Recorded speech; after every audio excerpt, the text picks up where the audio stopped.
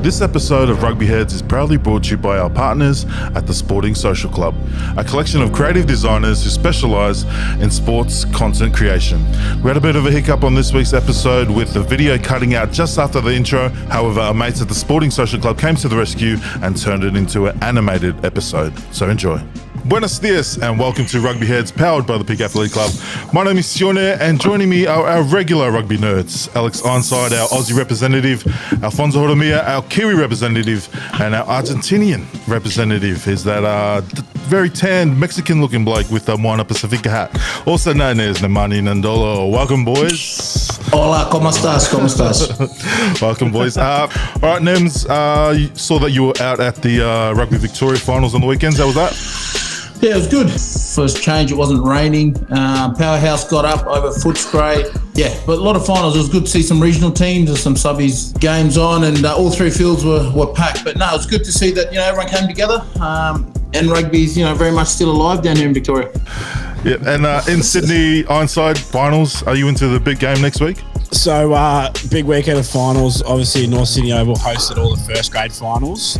North's into the big dance in first grade. Dominated Randwick for most of the game. Few injuries, but the main game was on Sunday, yesterday at 12 o'clock. North's fourth grade. Nems' former team still can play technically.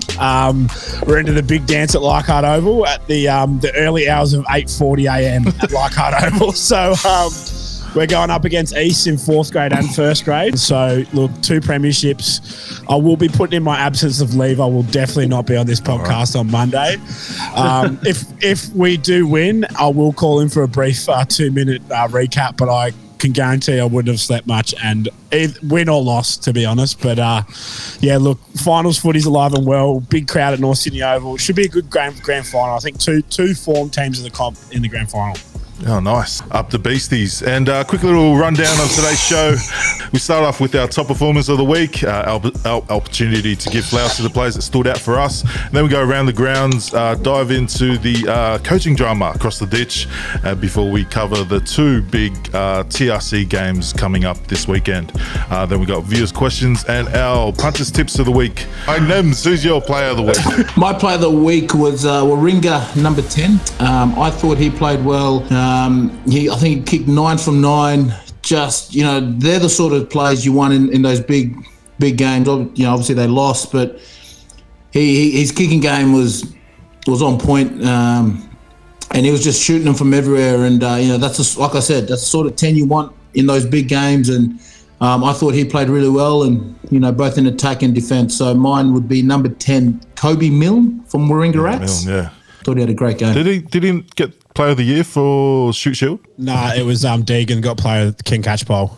Oh, all right. Oh, he must have been just for he got top point scorer. Oh, that's right. Oh, well, there you go. Not surprised there, but yeah, that's my man. Ironside is your player of the week. Yeah, I'm going to have to go with I'm going to have to say a bit lawyer here because I thought he was pretty unreal on the weekend. He's a New South Wales Waratah, but he's played pretty much every grade at North. Hugh Sinclair. I think sometimes you get those players come back from the Waratahs and they don't stand out, but I'll tell you on the weekend, he absolutely was eating people. He was around the park. The last 2 weeks, he's probably been our best player. Sinks was there in 2016 when we won it, and I know that he was pretty deficit, like all of us, disappointed last year. But mate, he's an old dog. He's still got a few tricks up his sleeve, and I think that he's a real key to this weekend. He's a dominant attacker and defender. But yeah, he was eating people on the weekend. So yeah, big Huey Sinclair. Nice, big fan of him. And Fons? Actually, just thought about it, and W Lancaster hat-trick on the weekend. Man, what an ending to that match. I thought it went right down to the wire. It was good watching some club footy, and the crowd was getting amongst it. But yeah, W Lancaster, it looked like he loved it out there too after having that one game for the Wallabies. So yeah. Yeah. For the non-Aussie viewers, boys are talking about the club rugby here in Sydney. Big game. Warringah were ahead for most of the game, and then East just crawled their way back, and Darby scored his last try, and that in the last minute to get them over the line. And they meet Norths next week, Ironside's club, in the big grand final next weekend. And I reckon Darby was so good they should maybe call him up for this test match straight into the side, get him on the plane straight away. So might not be able to play this weekend. So my one's from my Fijian roots. There was two of them that stood out really well in the first game of the PNC.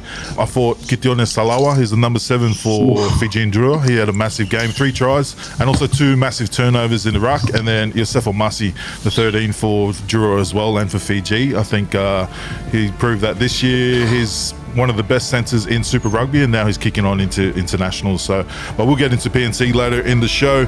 But let's go around the grounds, starting with a bit of drama across the ditch. All Blacks attacks coach Leon McDonald quit ahead of the much anticipated 2-game tour in South Africa.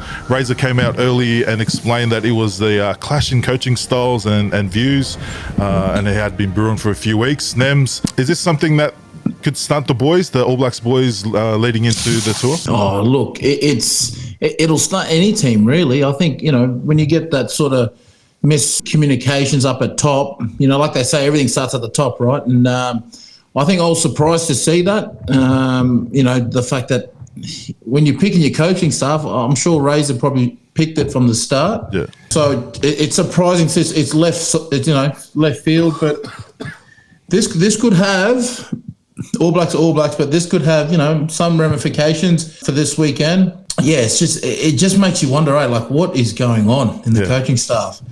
I mean, that's $1 million question. And, they talk about the All Blacks, and it's all about the All Blacks and the Fern in New Zealand. It's probably something, I guess, Razor doesn't need at the moment, but I'm sure, Font, what do you think about that sort of stuff? Well, yeah, I think you're right. You'd think they already knew that. Obviously, they've coached together at the Crusaders before Leon McDonald went up to the Blues. So they're not. It's not like they don't know their coaching styles. But I think, in hindsight, it's better to do it now than let it obviously hinder on later on. Yeah. But I think 5 games in, I don't think it's a bad thing. Imagine if this happened in South Africa, it'd be pretty bad. If that happened once over there. So. I thought they had too many coaches anyway. They got so many coaches in that All Black setup as well. Who would you bring in, Fons? Who would you bring in? Would you bring someone in? I wouldn't bring anyone in. I think they actually have too many coaches anyway. Yeah. I think they actually got more coaches than players, which is, I think, is crazy. But the problem is he's on a 4-year contract, so I think New Zealand Rugby might have to honour that contract because he's missed out on other gigs overseas. I know Scotland were looking for a coach, and his name was one of them that popped up. So, not ideal, but it's happened early. Yeah. Nems, have you had any of the teams you've been in? Any coaches like someone had to leave and then kind of stunted you guys? Yeah, in France. Happens all the time. I was in Montpellier and you get pulled in. If you're not playing, what it's like over there. If you don't play well, the coaches are first to go. So, no, it is, and that sort of stuff, I think it's not the right thing to do, but it does shake up, the ambience or the environment, because it's like, now everyone's thinking, because you got to remember too, like McDonald probably had guys that he brought in, you know what I mean? They said, I want to pick him. Now that they're not there, it's like, well, what's to go here? But it can shake things up, but the All Blacks, they're proven to fight through a lot of trials and stuff. So I think they'll be okay in terms of the players' mindset. Yeah. Because that whole thing behind the All Blacks Fern and the Silver Fern and all that, but still, for us guys outside, we can only assume and have conversations like these, I think. Yeah, we'll soon find out how it goes. And we'll get into the Springboks and All Blacks game coming up. No secret, it's a World Cup Grand Final rematch. First time they've met since the Grand Final last year. Firstly, before we get into it, this is probably one of the biggest matchups in World Rugby throughout history. What are your best or worst moments in All Blacks versus Springbok game in the past? There's 2. One when I was, both of them when I was quite little. 96, and the All Blacks won their first ever Test Series win in South Africa. It was the first time they've done it. It started in 1928. and then for them to win it in '96, because it's hard to win the Republic back in those days. And you just saw Sean Fitzpatrick afterwards on the ground. That was very fond memories of that. And quite a few people travelled to South Africa for that game, which hopefully they bring back those test tours like back in the old days, which is what Chinese whispers of what's going on. The other one is the '98 Tri-Nations, and South Africa were down 23-5, and they scored 3 tries in the last 10 minutes to win it. And some of the old names you see there is Joos van der Westhuizen and Percy Montgomery, all those guys that were playing that day. I can't wait for this weekend. It's Springboks, All Blacks. It's so many good memories. So. Yeah. Most recently, I was actually just watching now that I've retired from rugby, I watch a lot of rugby.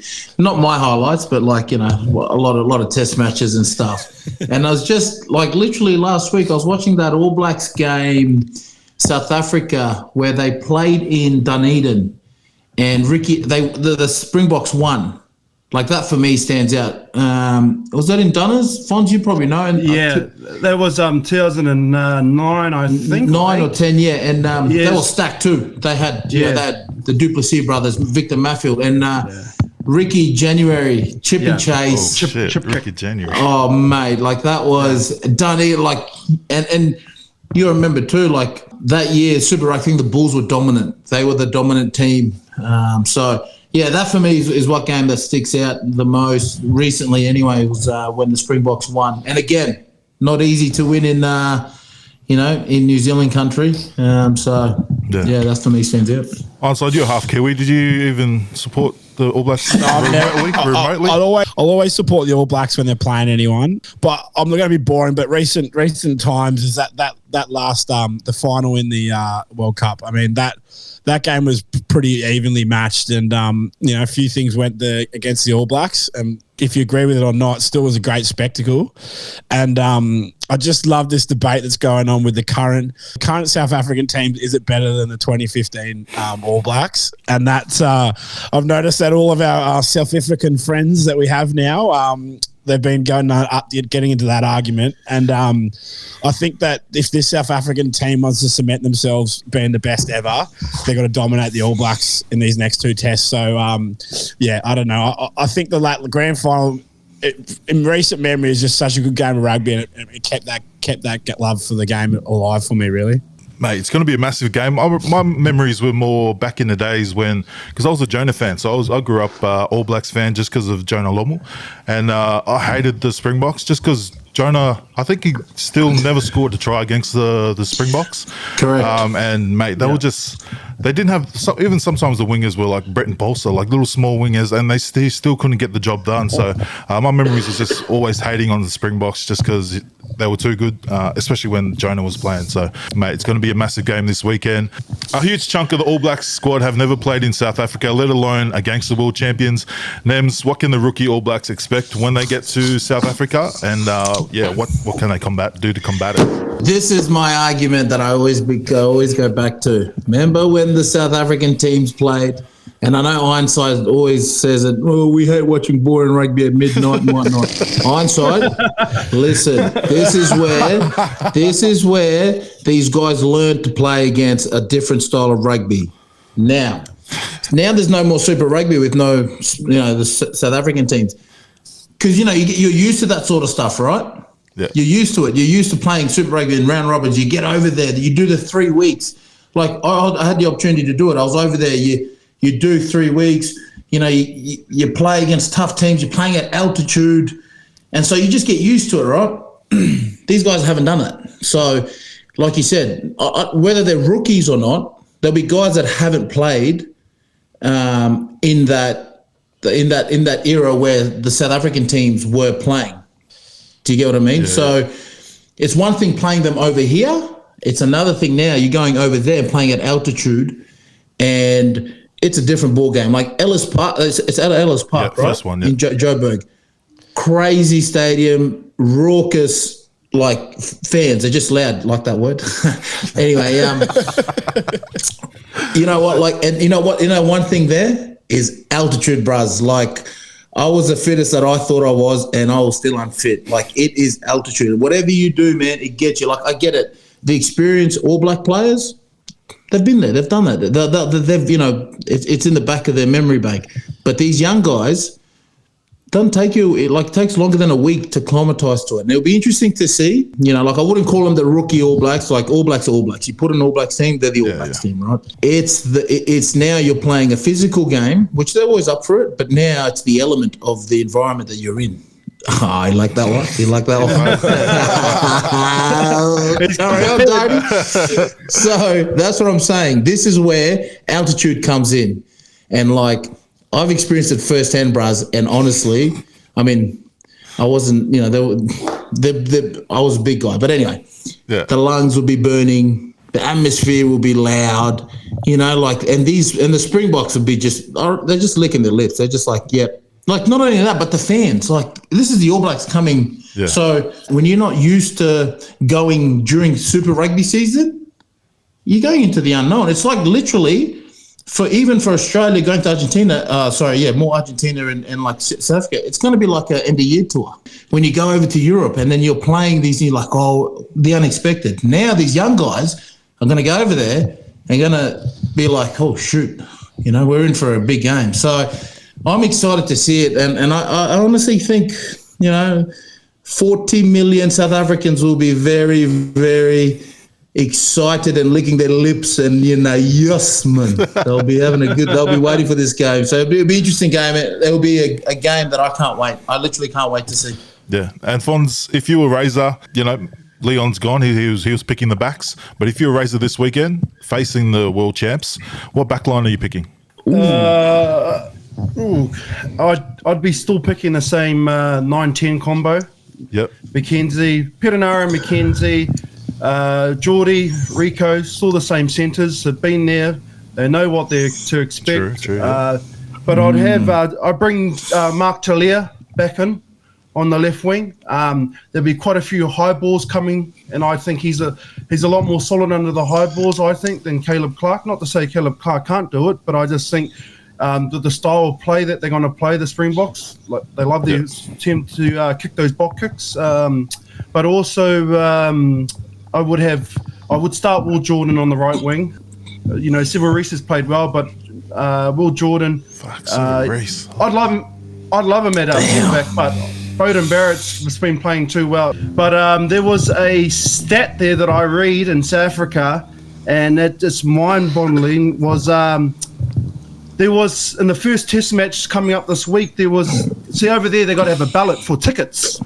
And there was 15,000 tickets up for grabs, and there was 185,000 supporters waiting to get those 15,000 tickets. Oh, really? That's just in Ellis Park in Cape Town as well. It's 50,000 in Cape Town. There's 240,000 people wanting tickets for Damn. It just shows you the magnitude and how well supported the Springboks are at the moment. They are loved by that country, and the All Blacks know what's coming ahead, and I just cannot wait to go and watch it Sunday morning. Yeah, me too. So excited. And Alex, you're the back rower here. What back row trio are you going for? Well, I just firstly want to say I don't want to get lectured about a boring game of rugby from Nems, even though he's never been in a mall in his life. And arguably, when he started learning how to kick better, he became worse a player. So let's just not get into the kick battle. Look, I think that you've got to maybe pick and stick your back row. I think Blackadder played himself into that jersey. I don't know if he earned it. Yeah. Sorry, I won't say he didn't earn it, but I think that, you know, he might not have been the first pick coming out of Super Rugby, and then he's played himself in that spot. I think you need to start Artie at 8. And I'd like to say I think you're going to have to keep Papali'i at 7. But I think that he's got to really fight for his spot. I don't know if in the last couple of test matches against the RGs he really was there, was at his top peak form, that he is like that for the All Blacks. But I think that's how they're going to beat them, South Africa. With that type of back row going up against the South Africans, they've got to have a bit of X factor. And I think that Artie gives them the X factor. Blackadder gives them that bit more hard nose. He's good in attack and D, but he's tough. And I just want to see Papali'i really step up to the next level. But that'd be my back row. Yeah, but Nems on the bench. We know Shannon Frizzella went on one against the Box. I think it was last year or 2 years ago. Yeah. Do you put Sammy Penny on the bench, or do you stay with Sam Cane? Or I'd actually bring. No. I honestly, for this game, I'd leave Sam Cane. I'd bring him in just because, man, he's been there. You know what I mean? I'll go back to those guys that have that in the memory bank. They've played there. Yeah. You know, and they're going to need, you know, these young guys are going to need to lean on guys like Sam Cane and stuff like that because, you know, their experience is going to kick. You're going to need to throw the kitchen sink at these guys. Yep. In saying that, while you're chatting about the All Blacks, they're going to throw the kitchen sink. What's your match predictions? We got it. Can we have an Australian version, Kiwi version, South African version of this podcast and send it out? Bro, just let me say something. I don't think I'm the best person right now to be thrown because I did a thing on my TikTok. I picked the top 10 performers and I put Brian Habana and Shark Burger like sort of 7, 8. Bras. Oh, you know what I got told? Man, you don't know rugby. Have you ever played rugby, my boy? And I could just literally. One comment was, "Have you ever played rugby, my boy?" And I literally said it in an Afrikaans accent. Have you ever played rugby, my boy? Probably not the. I don't know. It's gonna be a good. I'm gonna sit on the fence here. Okay, we got one fence in up. We got a draw. Fons, who are you going for? The All Blacks are going to win, all right? Oh, okay. No, he didn't say that. He didn't say that confidently. Yeah. He didn't say that confidently at all. You showed too much teeth there, mate. Mate, I tell you what, I think, my heart says the All Blacks, but my head saying South Africa. But it's going to be a close game, isn't it? Yeah. I mean, either way, it's going to be a close game. It's who's going to dictate the tempo and the flow of the game. I mean, South Africa, give them a couple of penalties, they're in your corner and they're putting up the more. Yeah, it's pretty simple what they're going to do. So very disciplined.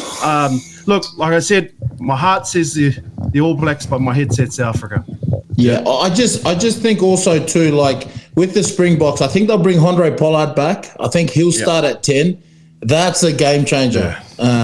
Me old teammate too, by the way. But anyway, once upon a time, mate. Oh, did you play rugby? Friends. Oh, true. Yeah. So, hey, Polly, if you're watching this, mate, how's it? But no, I think he'll start at 10, and then you'll have that 12-13 combination of Creel and Dealinda, yeah. Yeah, the Dealinda, yeah. And then, you know, obviously Cheslin, you still have to start Cheslin. He's the X factor. My question is your fullback wingers. The other winger and the fullback. Who do you go with? LaRue, you got to have LaRue. Yeah, exactly. Experience, right? Even though Saffers hate him, like the comment section, they're like, "Fuck, this is the last time." He's every year. But I like him, mate. He's good. Oh, he's a good guy too off the field as well. Oh, yeah. Friends. I'm that guy now. But Ironside, we've got two fence sitters right here. But who are we gonna say? Who we will put money on? Who are we putting money on?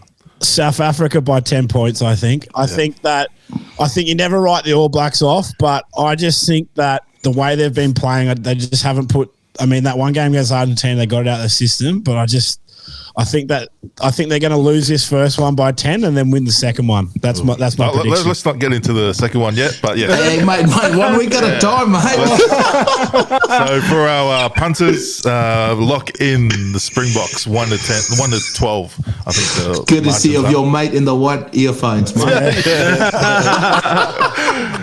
All right, and over in Buenos Aires, we have a new look. Smitty has added some size and muscle to the squad that's touring Argentina with BPA Canham and Feluailene back. Nems, do you see any of these three lads starting this weekend? Feluailene, like honestly, when I saw his name in the Wallabies squad, and I've said this, before, he's going to be thereabouts.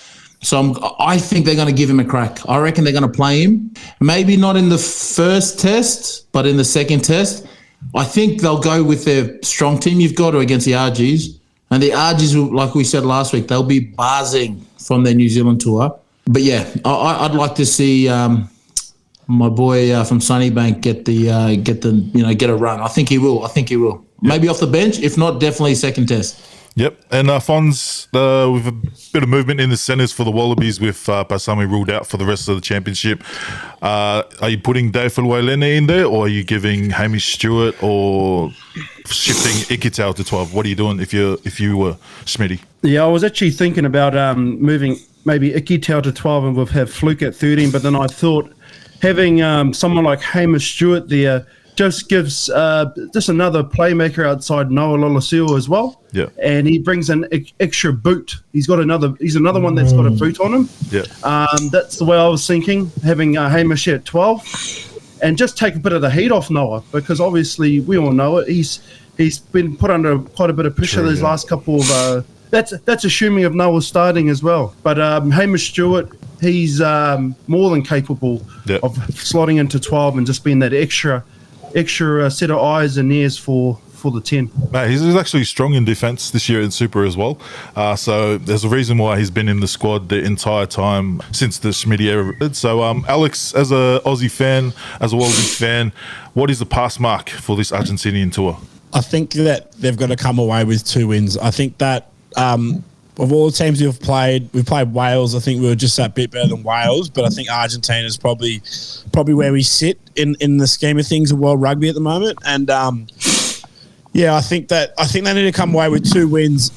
Doesn't matter how they do it. I think sometimes a win's a win. There was one thing that I did want to mention about this game is that I think that they need to really fix this forward pack up. I think we talked too much about cementing Noah, and we've got movement in the back line. I really want to see.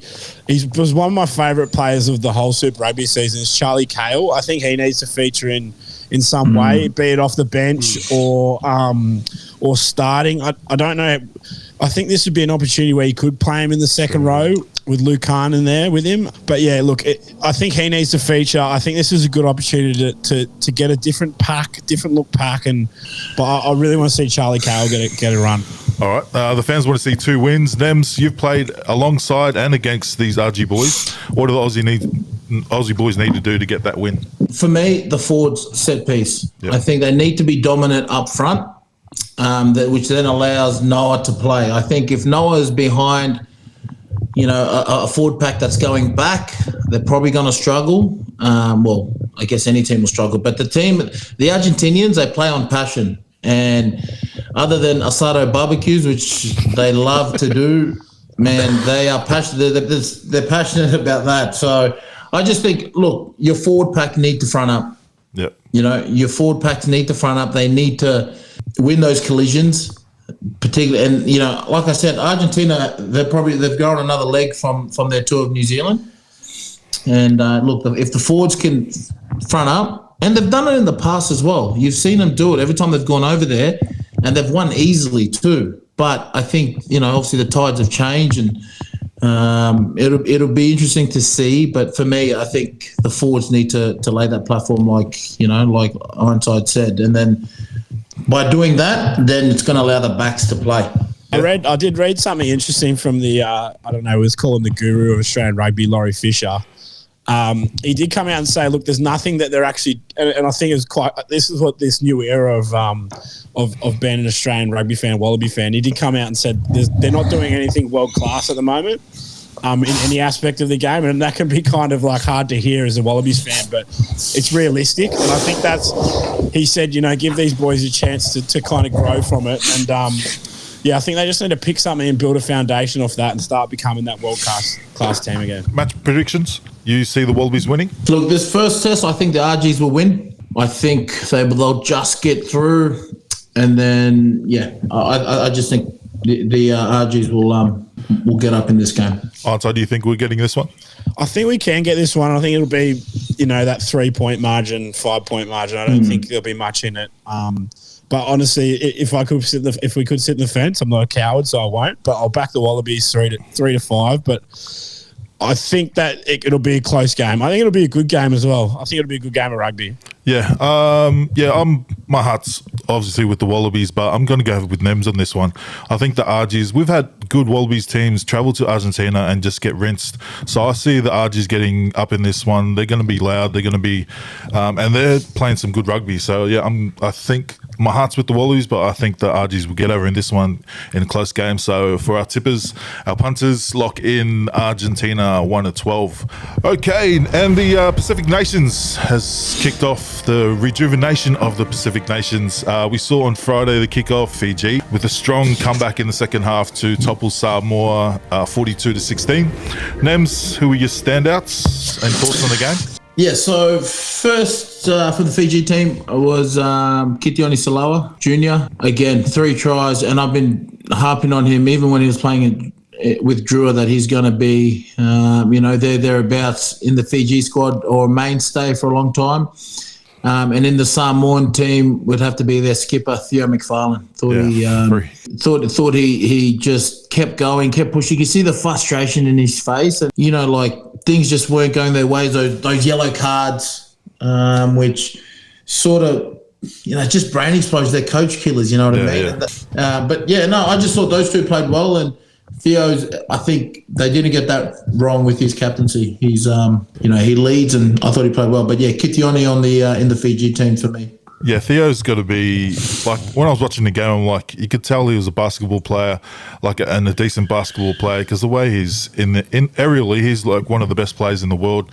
Kitione, massive fan of him. Answer, did you catch the game? Yeah, I caught the game. I was watching this game, I think the day after, and I was messaging you boys as I went. And my first message came through to Nems was, how come there's only like 5 people at the ground? Yeah, and as the game's gone on, it's gone from about 5 to 10, 20,000 in a matter of time. And sometimes I forget there's a different watch over there from my time. But mate, just a good standard of rugby, I think. Samoa really kind of shocked me in that first half. I thought they were pretty strong, but that Fijian side's like they're our level as a Wallabies fan at the moment, and I'm pretty impressed with them. Even with just a set piece and stuff like that Fiji's probably not necessarily known for in their history, but just really impressed with Fiji how they got around the park. And that's the thing too, also, like, I think it's a reflection of Drua being in Super Rugby. So you've seen that it was 16-15 at half time, and then that Super Rugby mentality kicked in, and they end up scoring 27 unanswered points. So, it goes to show that the Drua being in the Fiji, and it was predominantly a Drua squad, wasn't it? Yeah. There was like 18 guys, 17 guys. So good for Drua, good for the Drua franchise when they go back, and good for Super Rugby. But again, I just think without being biased or anything, I just think Fiji is going to be the team to beat in this PNC. I saw a Japan game, but I just don't see enough for me to think it's going to be a good game. You know what I mean? Like, I just think Fiji at the moment in the South Pacific or in the PNC, like you said, Ironside, I kind of like at the Wallaby level. Yeah, I just like that. And the going the same with Nems is it goes where every country gets pigeonholed into a style of rugby, and I feel like Fiji, it's always been this Fijian flair, which is great to watch, but it's now harnessed these last couple of years into the right way. It's not just throwing the ball around and crazy offloads, which was predominantly what Fijian rugby was known for. They're now building a style of rugby which is like not only great to watch, but also just the fundamentals are so much better, and it just goes Super Rugby. That's done absolutely wonders for that Fijian squad. Yeah. They look like a proper tier one nation now. And Nems, you would have remembered PNC back in the days before this rebrand. And Fiji was similar, same sort of level as Tonga and Samoa. Fiji have obviously, you could see the level of them skipping ahead, and that difference was discipline, like you said. Those yellow cards for Samoa really, really stunned them. Like that, especially that one just before half time when they went down 2 plays in the bin for just stupid little penalties, and then the one in the last 10 minutes for when they had the penalty, and then old mate just tip tackled old mate well after the whistle was blown, and they were getting the ball, and there was another yellow card. So you were in these sort of environments. Do you feel like Samoa and Tonga need to actually get, like at the moment they're getting club players from here, from Australia and New Zealand. Do you think they need to get more like players that are actually going to be playing on the world stage when they play against the top teams? Yeah, exactly right. And I mean, like it's just sad to see. Like, my time, we were in that situation before as well. You'd have a handful of guys playing super, maybe one or two playing Super Rugby, then everyone playing the top league. Then you'd have guys playing in this lower tier rugby that were getting picked for Fiji, and you could see the difference. And like, you look at it now, that they're miles ahead. Like Fiji's miles ahead in terms of their professionalism, the way they play, the way they dictate the game, and and how they play their rugby. But you've seen those 2 yellow cards. That's club stuff. Yeah, I mean, that's sort of stuff that you see at club level. Yeah. And I get it. Like, it's great that you're getting picked from club level to play for Samoa and Tonga and stuff. And but like anything, you're going to get exposed. You're going to get, and if you're going to play a decent team, and I think Fiji probably now are not far off being a tier 1 nation, but when you have things like that, and they're the like we'll see with Tonga as well, they're going to play, I think, Samoa on Friday. From there, you'll see the level, first of all, and where these players play. And I think the problem you have now is, where do you get the players that are playing professionally that want to play for the country? True. Do you get what I mean? Yeah. And it's just a reflection of the union. So now none of the big guys that are playing professionally at their clubs want to play. So they've got no choice but to go and play. Go and pick these guys from New Zealand, and some of these guys don't even play ITM. Yeah.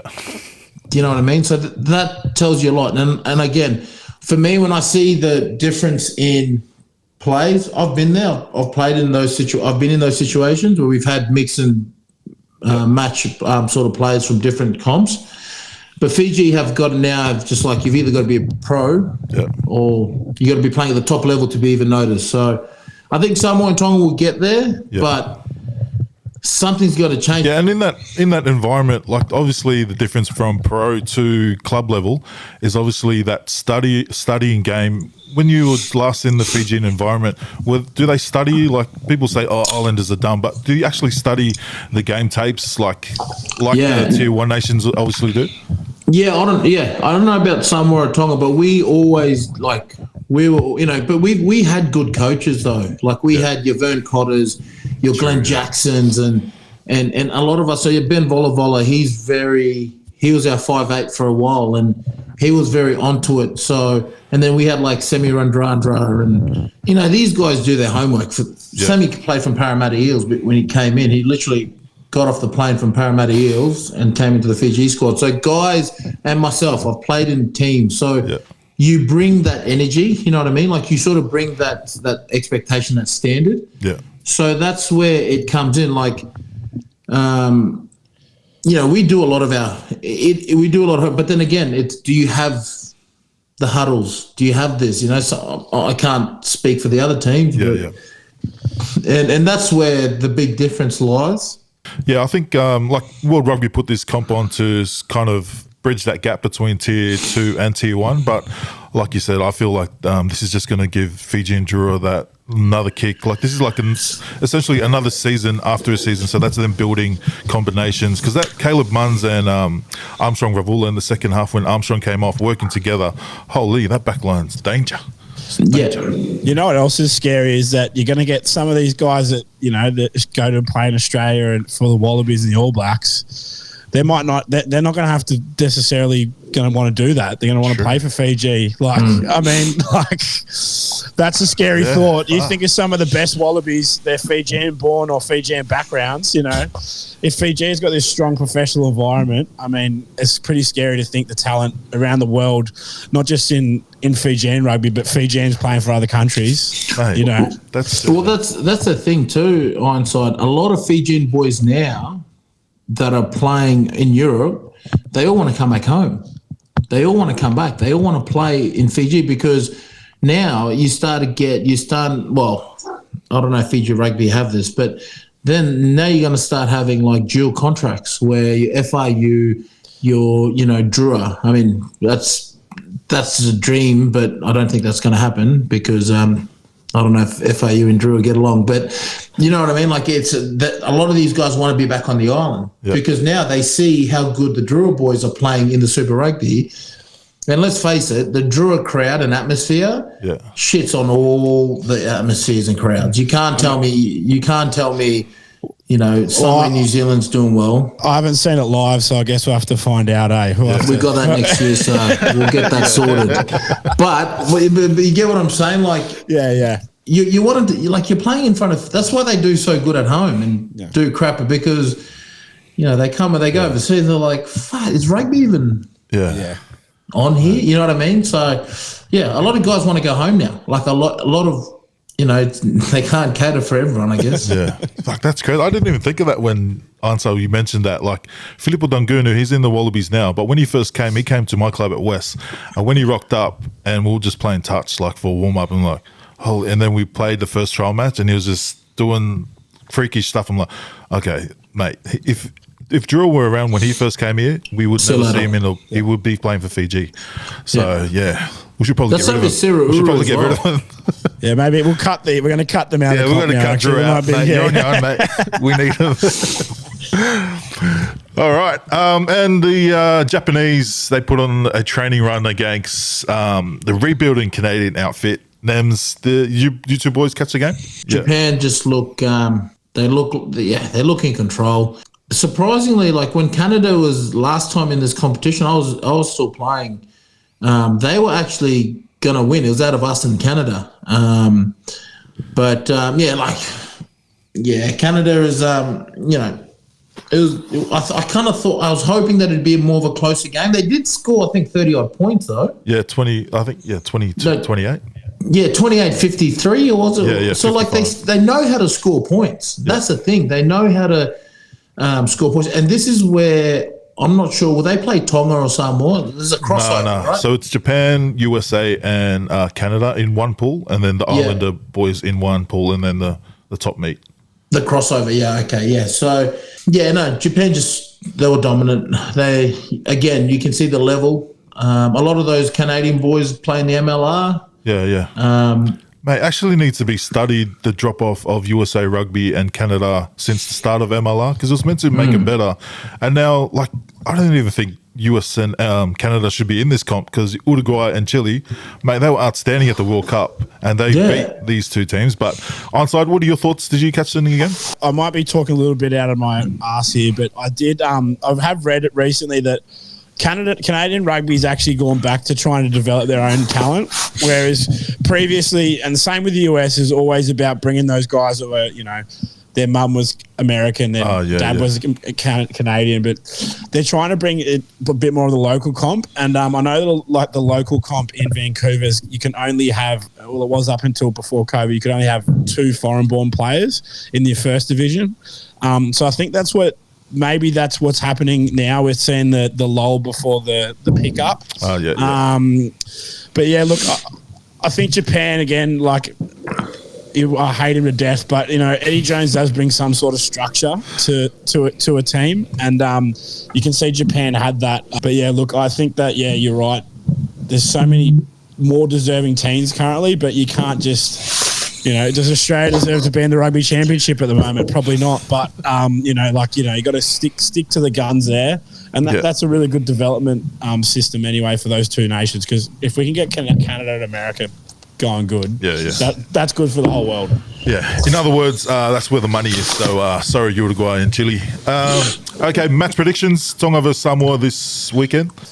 After what I saw on social media, they were lifting the right things. I'm going Tonga. Not lifting the telephone poles this week. No, my auntie told me that the electricity was back on again, so that's a positive. No, I just think, look, Tonga will be. I just want Tonga to have a good game. You know what I mean? They just need a good performance. Samoa, obviously, are favourites. You know, they've had the week behind them. But my heart wants Tonga to win. Yeah. My head says Samoa. But they just need a win. I think for I'm going to go Tonga here. I think Tonga by 5. One to whatever, however you guys bet that thing. 1-12. I think you're trying to be nice here to the Tongan supporters. We couldn't even beat Queensland Reds, so I'm going to go Samoa. I thought Samoa weren't too bad. It was just those little disciplinary little spots that put him out of the game. I think if they get them right this weekend against Tonga, I think Samoa will probably convincingly. I think it's going to be convincingly. Ironside, you think? Oh, it's going to hurt my Tongan boys at North that call me a lecky for Ironside. But look, I'm going to have to go with Samoa. I was pretty impressed with that Samoan team. They did well in that first half. I just think they'll have a bit more than the Tongans did. Coming off the loss to the Reds, not the best. Yeah, our top players are playing ITM Cup at the moment, so I think Samoa's going to get home in this one. So punters, lock in Samoa 1-12. All right, let's go. And then the Battle of North America, we've got USA hosting Canada. I'm just going to go Canada purely because they've got a game. They got touched up by Japan. They're like any game. You got the cobwebs out, and you're going to play US. I want Canada to win, but in the US again. I just think the US will probably win this. Yeah, I'm going to go with my mates at Arnhem Tourism, was it? I'm going to go lock in USA. You can't look past the land of the free this game. And our good mate, Jake Turnbull, we interviewed earlier in the year. He had a really good ML season, I saw, and I think he might get the nod here to start. So, let's go the Screaming Eagles. The Flying Eagles, whatever, USA, I reckon. Let's go. Let's lock in USA, and also shout out if he starts or gets named to the debut. McNulty, the Irishman, might be playing for the States. So lock in USA 1-12. Is that AJ? That's in the 10. AJ McNulty. No. This is a hooker, Sean McNulty, Miami. Who's the 10? Played for Sale. I played against him. Oh, McGinty. You're McGinty. AJ McGinty. Yeah. AJ McNulty. Wow. Tomato. My bad. Sorry, McGinty. That's your Argentinian Spanish coming out. Spanish. Yeah, sorry. Por favor. Yeah.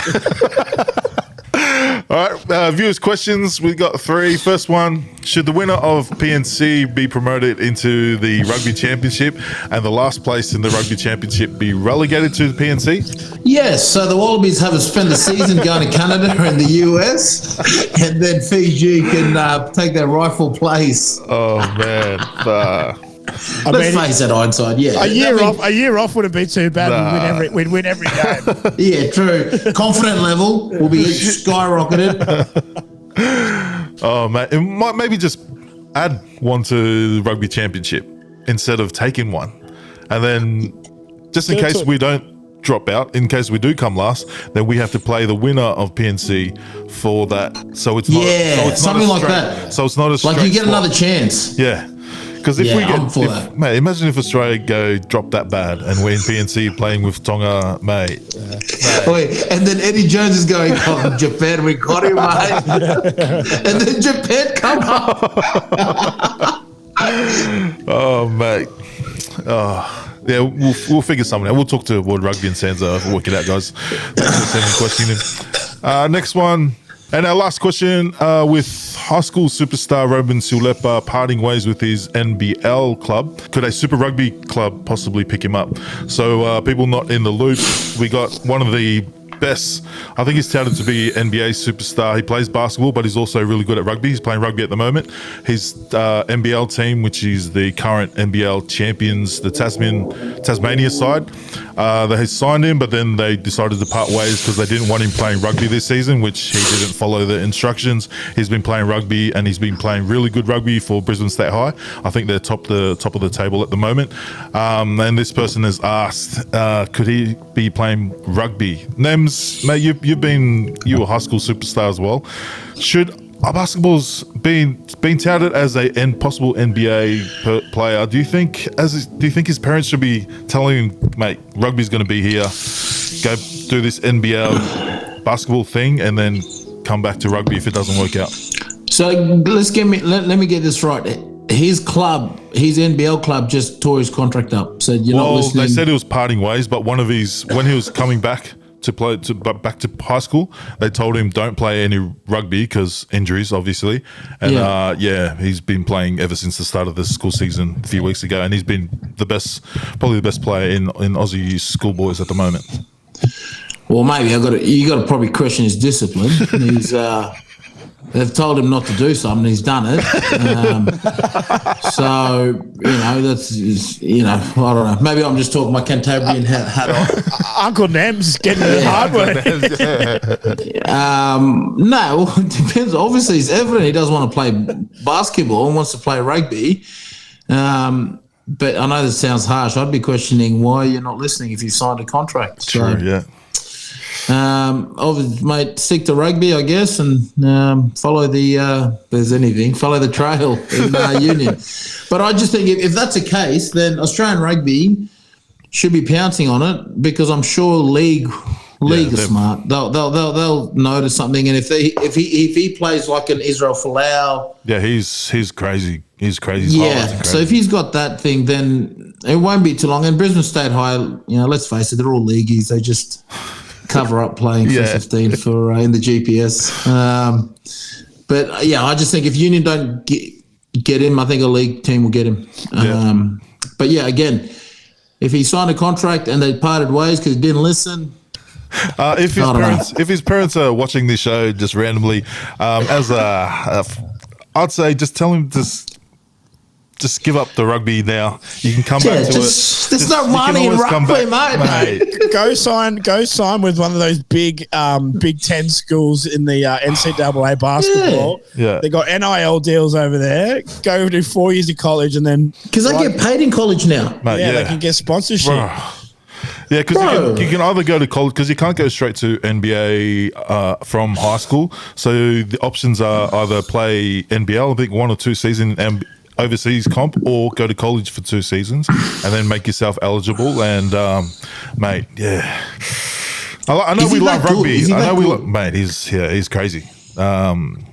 Mate, why are you playing rugby, bros? Like, seriously. I get it. The Thurston Road, you play down at that oval. Mate, it's only 8 games a year. Relax.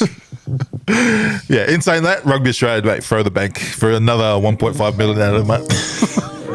Mate, otherwise you're losing at the busway, mate, down there in South Bank. All right, last week we lost by 1. We missed out on the full house by 1. But, let's go in our rugby heads punters multi for the week. Starting off at Clubland with East versus Norths in Sydney.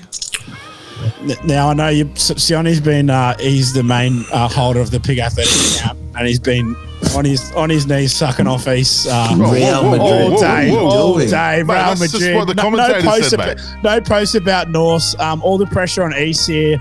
I just don't think they can handle the pressure. Haven't won since 1969. I think you double this multi. North's 4th grade beating East and North's 1st grade beating East. North's in both games. I don't think 4th grade will be on Ned's. Do you actually think the pressure's on East? Mate, I think the pressure's on North. You guys have choked every year since the last. We came from 5th. We almost didn't make the top 6. But you guys choked last year in the final. It doesn't matter. We don't feel the pressure down at fucking North Sydney Oval, down at Primrose Park. Why are you getting red there? Why do you go red there, mate? Mate, I've only got 2 colours, white and red, mate. Fucking hell. And black. Nems, you go Norths as well? So I'm going. I think it's going to be a tough game. North, they've done really well this season, and East. Look, there's a lot of pressure on East. But, I'm talking about the game at 8:45. Is this what we're talking about? Sorry, 4th grade North to win. All my brothers down there, North. They're going to win 4th grade. Look, 1st grade East. They're stacked. They've got more to lose. I think they've got more to lose with the players. The rap they've been getting. They've had a good season. They got away. They got a slap on the wrist for playing players that over the point system, whatever. So everything's on them. I just think North's 2nd year in the final.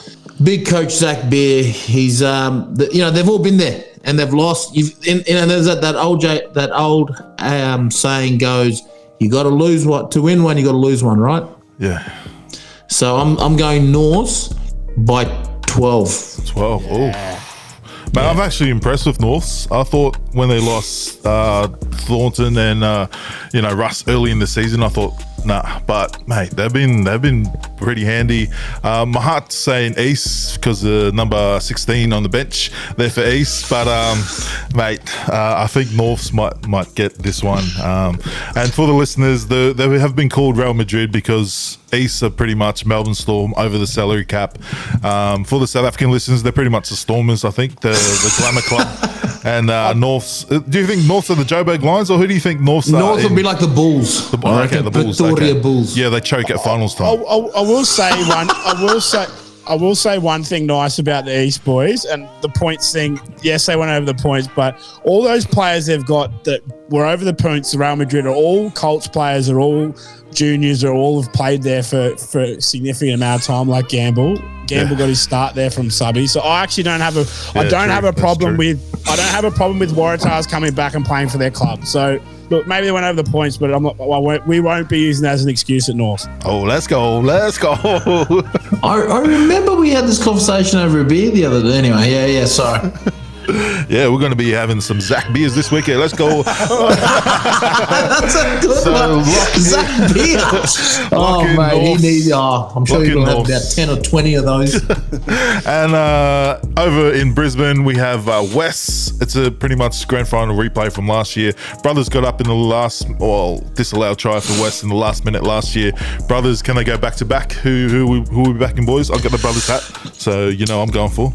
I'm going to back Brothers. I just think, a lot of nudgy old boys there. It's sort of our club. And I just think they're more well-drilled. They'll play a structured sort of game.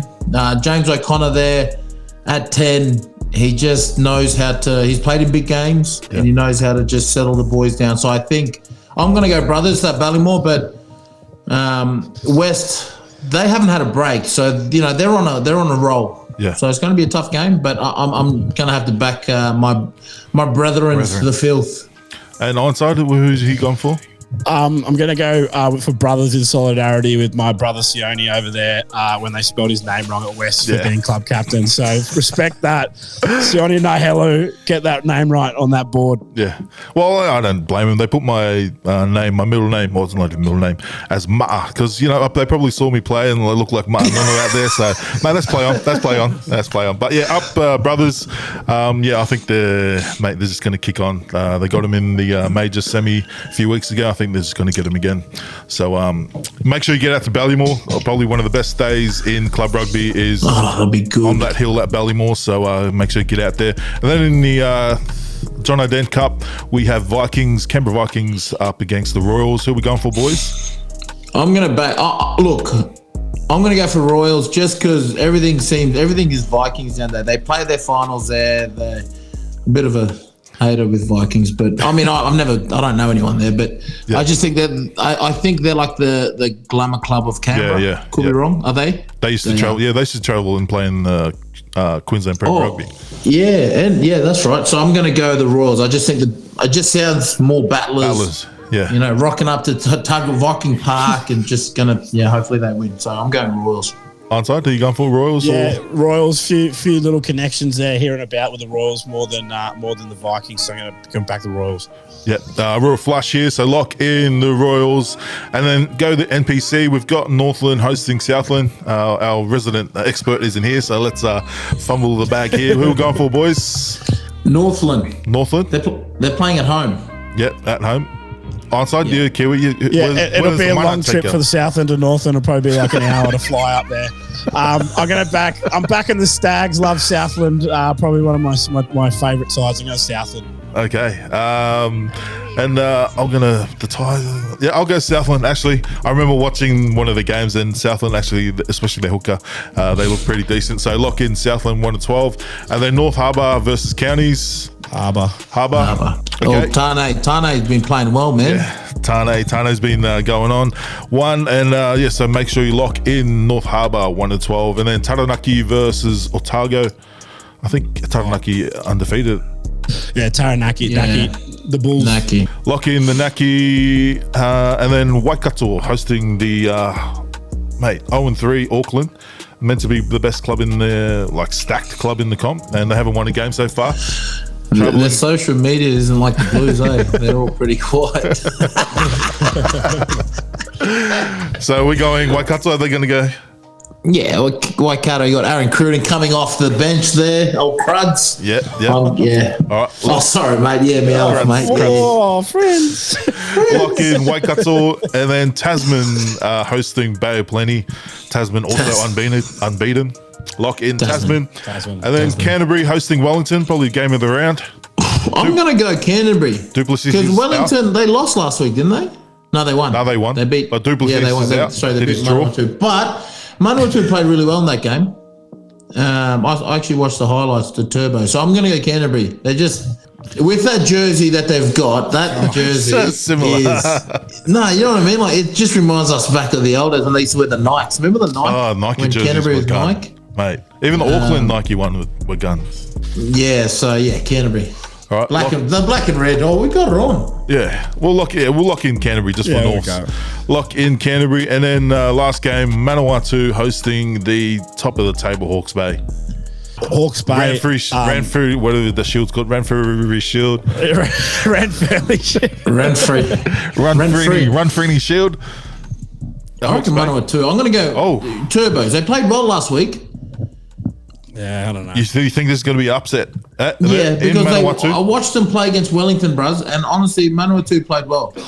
All right. Okay, this is the smoky bet of the multi, and probably could end the run, but ride it with us and lock in. Where are they playing at, though? Where are they playing? It's Hawke's Bay. Ran fairly shield, isn't it? In Manawatu. But Hawke's Bay have their shield. No, Is it- Turbos. In Palmerston North, G. Oh, can only win it when you're at home, isn't that? Yeah. Okay. Yeah. It's not Ranford. It's in Manawatu. Oh, it's in Palmy North. Right. One of the big shitholes in New Zealand, let me tell you. Why not? Is there? Yeah. Oh, true. I think you're allowed to say that because you. Yeah, because you're okay. Yeah, that's fair enough. Yeah. I know I look like I'm from New Zealand, but yeah. Carry on. And shout outs, and boys, who are we shouting out? Yeah, look, I'm going to shout out everyone. Sydney Rugby, interesting year on and off the field, but shout out to Sydney Rugby Union, East, all 4 grades in the grade competition: first grade, second grade, third grade, fourth grade. There'll be a lot of pressure on them to get all 4 premierships there, but look, yeah, quick shout out to everyone playing grand finals this weekend, Sydney. Big weekend. It's always a good day there at Leichhardt, and let's make club rugby great again. My shout out is to me old team, the 4th grade, the mighty 4th grade North boys.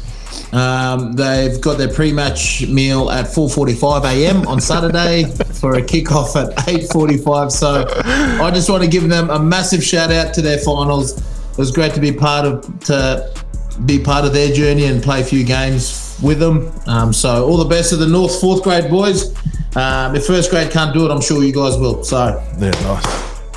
My shout out is to number 16 for East. It could very well be his last game. So I'm going to shout out to Molly and East. Let's get it done.